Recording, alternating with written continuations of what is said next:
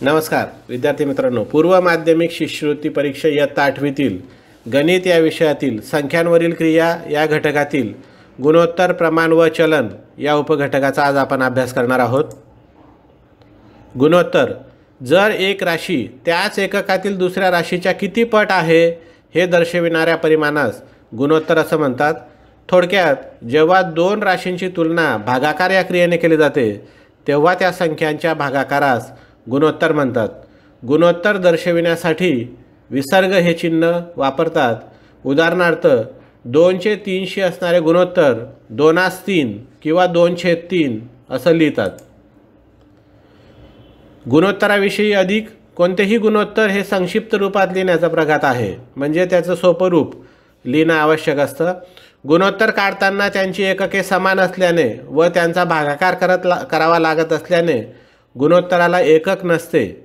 उदाहरणार्थ, 2 किलोग्रॅम व 500 ग्रॅम यामधील गुणोत्तर काढण्यासाठी सुरुवातीला 2 किलोग्रॅमचे ग्रॅममध्ये रूपांतर केल्यास त्याचं उत्तर 2000 येते आणि म्हणून 2000 ग्रॅम व 500 ग्रॅम यांच्यामधील गुणोत्तर काढण्यासाठी त्यांचा भागाकार करावा लागेल।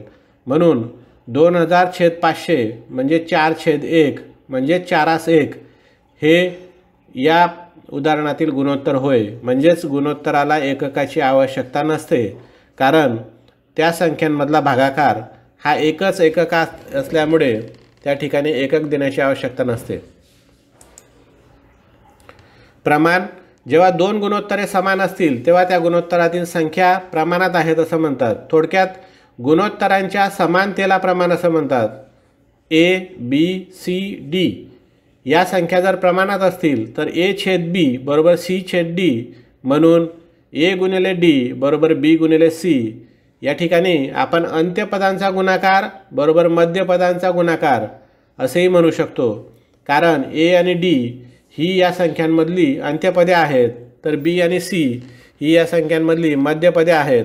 म्हणून अंत्यपदांचा गुणाकार बरोबर मध्यपदांचा गुणाकार केल्यास त्या संख्यांचा भागाकार येईल। त्याप्रमाणे जर A, B, C या तीन संख्या प्रमाणात असतील तर A/B बरोबर B/C म्हणून A गुणिले C बरोबर B गुणिले B म्हणून B गुणिले B बरोबर B वर्ग बरोबर A गुणिले C। म्हणजेच मधल्या पदाचा वर्ग बरोबर अंत्यपदांचा गुणाकार। उदाहरणार्थ, 8, 12, 18 या संख्या प्रमाणात असतील तर मधलं पद 12चा वर्ग बरोबर 8 गुणिले 18 म्हणून 144 बरोबर 144। याचा अर्थ 8, 12, 18 या संख्या प्रमाणात आहेत। चलन: जेव्हा एका राशीच्या किमतीत बदल केला आणि दुसऱ्या राशीतील किमतीतही बदल होत असेल तर अशा बदलास चलन असं म्हणतात। उदाहरणार्थ, विद्यार्थ्यांना वह्या वाटप करण्यासाठी विद्यार्थी संख्या वाढली तर वह्यांच्या संख्याही वाढवाव्या लागतील। जेव्हा चलनातील एका राशीची किंमत वाढविल्यास दुसऱ्या राशीची किंमत वाढत असेल व एका राशीची किंमत कमी केल्यास दुसऱ्या राशीची किंमत कमी होत असेल तर अशा चलनास समचलन असं म्हणतात। उदाहरणार्थ, गाडीचा वेग वाढविल्यास अंतर कापण्यासाठी लागणारा वेळ कमी होतो व गाडीचा वेग कमी केल्यास अंतर कापण्यासाठी लागणारा वेळ वाढतो।